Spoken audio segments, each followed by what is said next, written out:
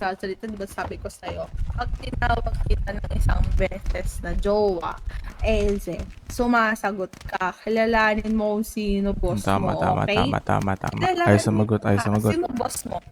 Sino boss mo? Ayaw sumagot, ayaw sumagot. Bibigyan kita ng 3 bilang pag hindi ka pa Ikaw sumagot. ang boss ko. O, sino boss Sino? mo? Ano pangalan niya? Bili na kayo sa fair menu. Ano pangalan ng Ah. boss mo? Ano pangalan ng boss mo? Huwag mo kong ganyanin sa tabi ni Jab. Si-intro na naman ako niyan. Dito pa sagutin, lo. Binitawan ni Miola, no. Sayang.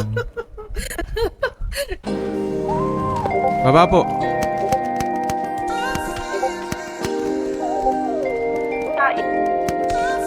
Down. Sa panaisipan ba tayo dapat nagsisimula? Baby, pakiusap. Kung magpapakilala sana, para bang idaan lahat sa hawa. Naligaw lang sa dinami-dami. Ay, gago, sorry. Pasikot-sikot sa iyong katawan. Sana lang ay magpadaan. Patay. Nabulag sa iyong mga kurbada, nabudol sa mga usapang walang kontrata. Harutan hanggang sa abutan ng umaga. Walang sagot sa katanungan, tayo nga ba? Aruin kung ayaw masastan, wag nang umasa. Nagbabaka sakali na lang at sumamba. Mga dasal sa may kapal, sana gumana. Kaso madalas tila ni Satanas sa magkakutsaba.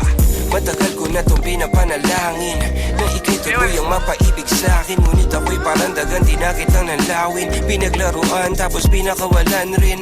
Tinigay tahimik, isip ay malalim. Hirap lang basahin, tila babaybayin. Sarili kong lingwahe ng pag-ibig ay pag-amin. Ikaw ginawa mong sining ang pagiging sinungaling. Kung magpapakilala sana,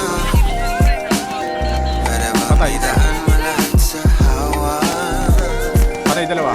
Naligaw lang sa dinami-dami ng mga pasikat-sikat sa iyong katawan. Sana lang ay magpadaan. Ano ba talaga Patay ka. tayo?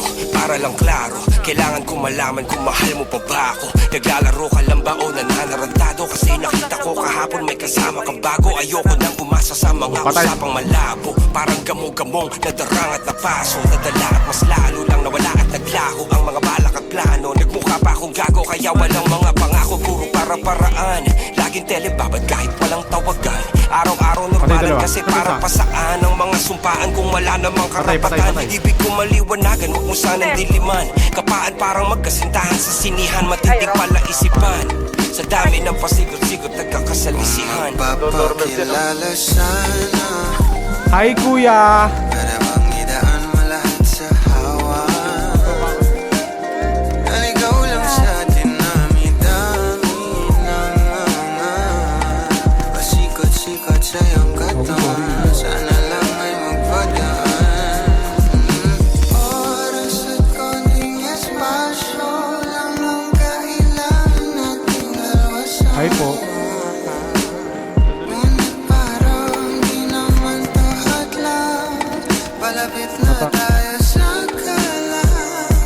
kalawakan. May dalawang magkasintahan sa taas ng bundok. Nagkasundong tapusin ang buhay nilang malungkot. Hindi na masaya sa kama, hanap na ituldok. Usapan ay sabay silang tatalon sa tuktok. Sabi niya, magtiwala ka lang sa akin, mahal ko. Talon tayo ng sabay, pagbilang ko ng 3. Kaso lang, ang problema, pagkatapos niyang bumilang, siya lang ang tumalon. Si babae nagpaiwan, habang nakatingin sa kanya nakangiti lang. Ngunit biglang nagulat ang babae nang nakitang nakangiti din si lalaki. Down ka na, Habang down ka na, pababa siya, down ka na. sabay biglang bukanan ng buhalang para kaida.